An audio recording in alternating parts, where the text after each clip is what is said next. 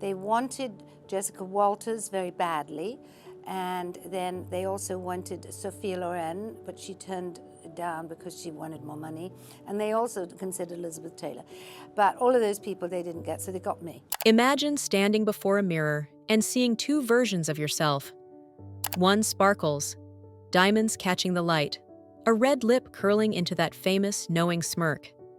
The other is a quiet shadow, a young girl from Paddington, still learning what it costs to be wanted in a world that values appearance over innocence. That was Joan Collins, long before the shoulder pads, before the tabloid headlines, before Dynasty made her television royalty. Beneath the fame, beneath the sparkle, was a girl who had already learned that beauty could open doors, and just as easily trap you behind them. Joan Henrietta Collins entered the world in May 1933 in a bustling corner of London that hummed with working-class ambition. Her father, Joe Collins, a sharp-eyed talent agent, could smell potential the way a jeweler spots flaws in a diamond. Her mother, Elsa, a dancer and dreamer, taught movement, rhythm, discipline, and perhaps without realizing it, the choreography of survival. Home was a stage of its own.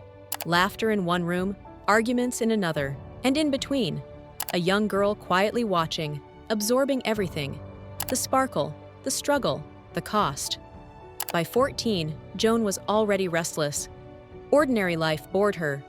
The cinema, though, the cinema made her pulse quicken. She wanted to be inside those frames of light. When she walked through the gates of the Royal Academy of Dramatic Art, she wasn't some wide-eyed ingenue chasing fame. She was studying an art, a weapon, a way out. 2 years later, she made her London stage debut. Her eyes carried both defiance and fragility, the kind of combination directors crave because audiences can't look away. The camera didn't just like her, it adored her, and Fox Studios took notice. By 20, she had a contract in hand and a one-way ticket to Hollywood. But here's the part the fairy tale versions skip. Hollywood wasn't a dreamland.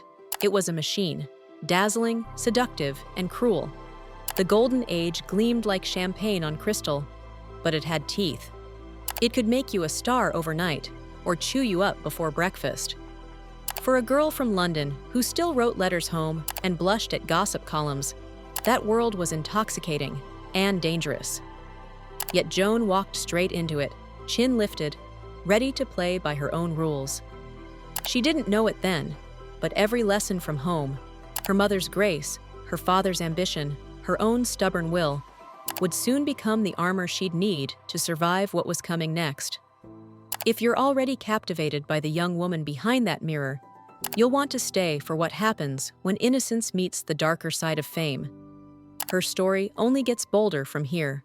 So, before we move to the next chapter of Joan Collins' extraordinary journey, hit that like button if you're enjoying the storytelling so far. Subscribe to the channel so you don't miss part 2, and comment below. What's the first thing that comes to mind when you hear the name Joan Collins? Every fairy tale begins with a dream, and Joan's dream was to be loved. When she first saw actor Maxwell Reed on the big screen, she was still in her school uniform. He was everything a teenage heart could romanticize. Tall, magnetic, the kind of man who could silence a room by just walking through it. She told her friends, half laughing, half serious, "I'll marry him one day." It was the kind of thing girls said. Innocent, harmless. Except for Joan, that wish would come true. And it would change everything. By 18, she was already working in film. On one of those glittering London evenings, she met Reed in person. He was older now, in his early 30s. Charming, worldly, dangerous in a way that didn't yet look dangerous to her. When he invited her out, she said yes. Because who wouldn't? What happened that night has followed her for a lifetime. What should have been a date turned into a violation, a memory she later described as awful and degrading. Reed had spiked her drink. He didn't ask. He took. And afterwards, the world didn't rally around her. It never did for women back then. Instead, it whispered about reputation, about blame, about damage that wasn't hers. In 1950s Britain, silence wasn't cowardice. It was survival. So Joan stayed silent. And worse, she married him. Not because she loved him, but because that's what she was told a good girl did. If a man crossed a line, you fixed it by becoming his wife. Respectability over reality, appearances over truth. She was 19, he was 32. The marriage was poison from the start. Reed's charm soured into control. He hated her ambition, her growing fame, the way other men looked at her. He'd give her the cold shoulder for days, then erupt in jealous rages. Once, in a fit of fury, he told her he'd disfigure her, so no man would ever find her beautiful again. And yet, she stayed, as so many women did, out of fear, confusion, and a hope that maybe he'd change. But the breaking point came one night at a London nightclub. Reed leaned across the table, smiled that familiar smile, and told her another man had offered money to spend the night with her. £10,000, he said casually, and I can watch. Joan didn't scream. She didn't argue. She stood up, tears welling, and walked out, straight to her mother's house.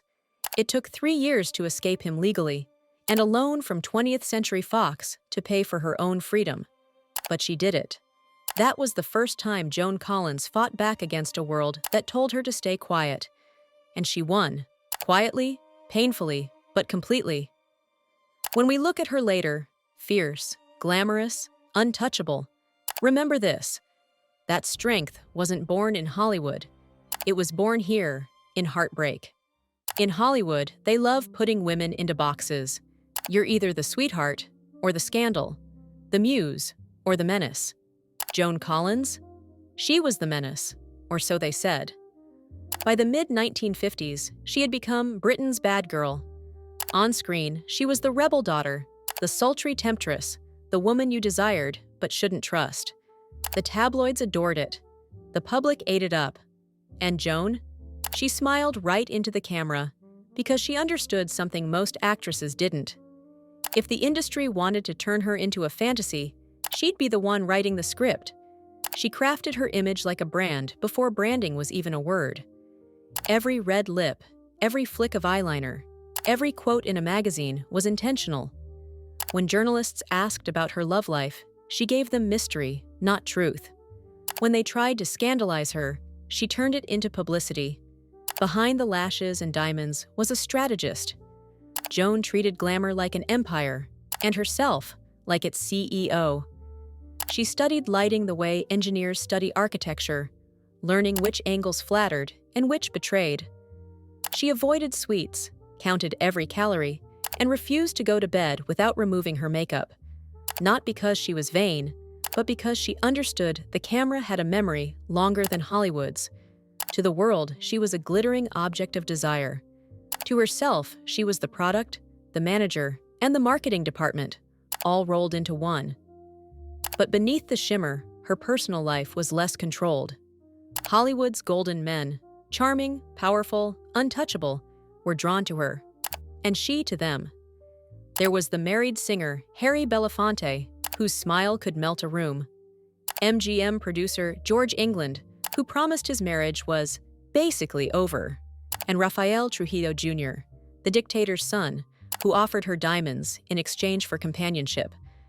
Every romance began with allure and ended with disillusion. But here's what makes Joan different. She didn't crumble. She calculated. Each heartbreak taught her something about men, power, and herself. And then came the role that could have changed everything, Cleopatra. Joan tested several times for it, her heart set on the part. She was perfect for it, regal, commanding, exotic without effort. But Hollywood had its own rules. When a studio executive made an indecent offer in exchange for the role, Joan didn't hesitate. She refused. The part went to Elizabeth Taylor. The gossip machine spun. She's lying, she's jealous, she's bitter. Maybe she was, maybe she wasn't. But what matters is what she didn't do. She didn't trade herself for power. And in an industry built on compliance, that was an act of rebellion. In a world that kept trying to own her image, Joan Collins quietly owned herself. And that's the smartest kind of bad girl there is. They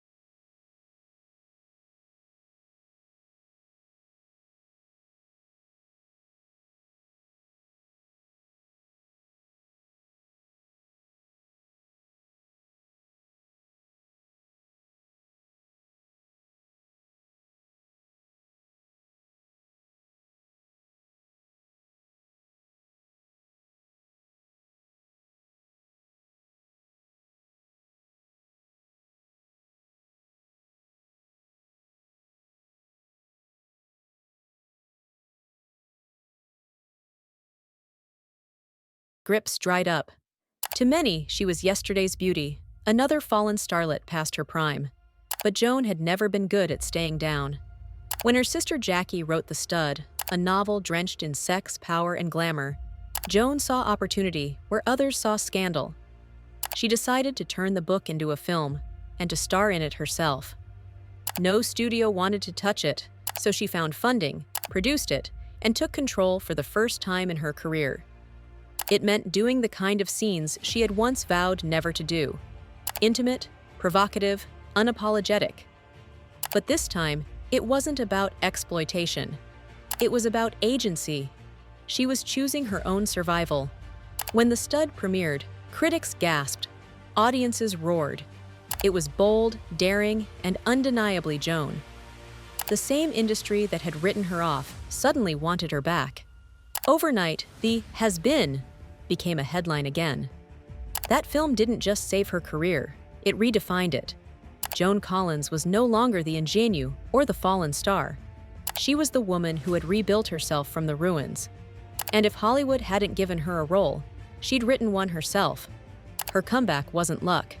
It was war, fought with eyeliner, grit, and an iron will. It starts with a sound. The sharp, confident click of heels echoing down a marble hallway. A woman turns a corner, dripping in silk and diamonds, eyes glittering with mischief and calculation. She opens her mouth, and with one line, perfectly timed, deliciously cruel, she redefines television. That's how Alexis Carrington Colby entered our living rooms, and how Joan Collins conquered the 1980s. Before Joan, Dynasty was just another primetime soap fighting for attention against Dallas. After Joan, it became an event, a global obsession. Every episode felt like theater wrapped in couture. Her presence transformed it from melodrama into spectacle. She wasn't just playing Alexis, she invented her. The arched brow, the venomous one-liners, the way she wielded a champagne glass like a weapon. Viewers couldn't take their eyes off her. Even when Alexis was at her most ruthless, they secretly rooted for her. Because beneath that icy exterior was something magnetic, a flicker of pain, of wit, of survival. Joan understood what made Alexis powerful. Not her wealth, not her cruelty, but her control. She turned femininity, so often dismissed, into authority.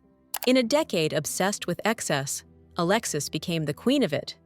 But what made the performance extraordinary was how much of Joan's real story lived inside it. Alexis was unbothered, untouchable, immune to humiliation, everything Joan had to become after years of rejection and reinvention. When she smirked, it wasn't arrogance. It was a woman saying, "I earned this." Behind the glamour, her work ethic was relentless. Joan arrived on set fully prepared, every line memorized, every movement choreographed in her mind. She studied camera angles the way a general studies a battlefield. She refused to let anyone outshine her, not out of vanity, but out of survival instinct. She had fought too hard to be invisible again. By the mid-1980s, Joan Collins was not only the face of Dynasty, she was its heartbeat. Her image graced magazine covers from London to Los Angeles. Children impersonated her. Drag queens honored her. She'd become something bigger than a character. She was an archetype. A woman over 40 commanding the screen, dictating her own narrative, and demanding a paycheck that reflected her worth. And Hollywood, still uneasy about women with power, punished her for it. When the network's budget tightened, executives cut her appearances, claiming she was too expensive. It was an insult dressed as practicality. Joan knew better. She'd seen this story before. Institutions never love you. They use you. And when you cost too much, they let you go. But audiences? They adored her. They always did. Because even through Alexis, they could sense Joan. Fierce, funny, flawed, unbreakable. When the cameras stopped rolling, Joan didn't just walk away. She walked into legend. Alexis Carrington may have been the role of a lifetime, but behind that smoky stare was something far more enduring. A woman who had survived Hollywood's ugliest years and come back to rule it. Perfectly composed, perfectly powerful, and entirely on her own terms. It's 1983. The cameras flash. The air smells of perfume and cigarette smoke, and Joan Collins, 50 years old, stands under the hot lights of a Playboy photo shoot. For most actresses, that sentence would read like a death wish for credibility, but for Joan, it was a declaration of war. Not against aging, but against invisibility. She wasn't trying to shock the world. She was reclaiming it. There she stood, unapologetically sensual, composed, fearless, sending a message to every woman told her best years were behind her. They're only behind you if you stop walking forward. "This is me," she said simply, "and I decide what beautiful looks like." The photos were stunning, timeless even, not an attempt to cling to youth, but a statement of control. After decades of men defining her body, her image, her worth, this time Joan defined it herself. But her defiance came at a cost. The next chapter of her life was not written in glamour, but in exhaustion. Peter Holm entered her world like a spark that quickly became a wildfire. He was young, intense, magnetic, and then controlling. The relationship that began with whirlwind charm soon turned into a public storm. Their arguments spilled from private rooms into newspapers. The fairytale facade cracked fast, revealing something darker underneath. There were lawsuits, restraining orders, headlines that painted her as the diva, the drama, the chaos. But behind those sensational stories was just a woman trying to escape yet another cage, this time of her own making. One day, in court, under the glare of fluorescent lights and photographers' flashes, Joan fainted. Her body gave out before her will ever did. Exhaustion, that invisible companion of every survivor, finally took physical form. But like always, she rose. She won. She walked away with her freedom intact, her pride bruised but breathing. It would have been easy to close the curtain there, to become bitter, reclusive, done with love entirely. But that's not Joan Collins. Then came Percy Gibson, 31 years her junior, calm where others were chaotic, steady where others were storms. They met while working in theater, a setting that had always felt like home to her. Percy wasn't dazzled by her legend. He was grounded by her humanity. Critics, of course, had their opinions. They always did. "He's too young. It won't last." Joan just smiled and said, "He loves to drive, and I love to be driven." It was cheeky, yes, but behind the joke was truth. For the first time in her life, she didn't have to be the one steering everything. They married in 2002, and against all cynical predictions, they're still together, over 2 decades later. Their life isn't a soap opera, or a scandal, or a performance. It's quiet, kind, and real. After decades of fire, ambition, heartbreak, survival, Joan Collins finally found peace. Not in surrender, but in balance. Not in a man completing her, but in a partner respecting her. It's poetic, really. The woman who fought the world finally met someone who didn't want to fight her, only walk beside her. Because even legends, after all the battles and the brilliance, deserve to rest in the calm they've earned. There's a moment at the end of every long day, when the lights go out, the laughter fades, and it's just you and the mirror. No audience, no applause, only truth. For Joan Collins, that was the real stage. The vanity lights, the soft cloth, the ritual of removing makeup. It wasn't vanity. It was resilience disguised as routine. Every stroke of a brush, every dab of cream, was a small act of defiance against chaos. When her life spun out of control, husbands, headlines, heartbreak, the mirror was the one place she still had command. Because for Joan, beauty was never just about looking good. It was about staying seen. In an industry that punished women for aging, she refused to disappear. Her discipline, the diets, the skincare, the precision, was her rebellion. Others might have called it obsession. She called it survival. Glamour was her armor, not her disguise. It was the language she used to tell the world, "I'm still here, and I'm not done yet." Her life wasn't a smooth rise to success. It was a series of collisions between what she wanted and what the world allowed her to have, between who she was and who people decided she should be. She faced betrayal, humiliation, reinvention, and ridicule. And somehow, through all of it, she learned to turn pain into performance and loss into leverage. It's easy to look at her now, the gowns, the grace, the laughter, and forget what it cost. But every ounce of confidence was paid for in heartbreak, every line of strength etched by years of survival. She once said, "There are two kinds of people, drains and radiators, the ones who take your warmth and the ones who give it back." Joan learned to edit her life accordingly. The wrong men, the toxic studios, the false friends. She let them go, one by one. Not because it was easy, but because she finally understood, something most people never do. Self-preservation is not selfishness. Her story is not about perfection, it's about endurance, about learning that saying no will cost you, but saying yes to the wrong thing costs everything. About realizing that reinvention isn't a betrayal of who you were, it's proof you're still alive.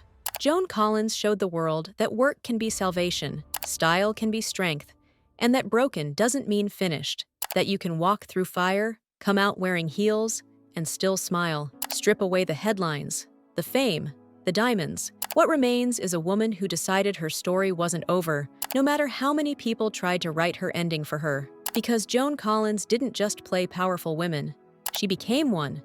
She didn't crumble, she didn't fade, she refused to break. And maybe that's the quiet lesson she leaves us with, that resilience isn't loud. Sometimes it's just the whisper of a woman at her mirror saying softly, "I survived today. I'll rise again tomorrow." If her story moved you, carry this with you. Life will hand you moments that bruise, heartbreaks that shake your confidence, rejections that whisper you're finished. And maybe you'll believe it for a while.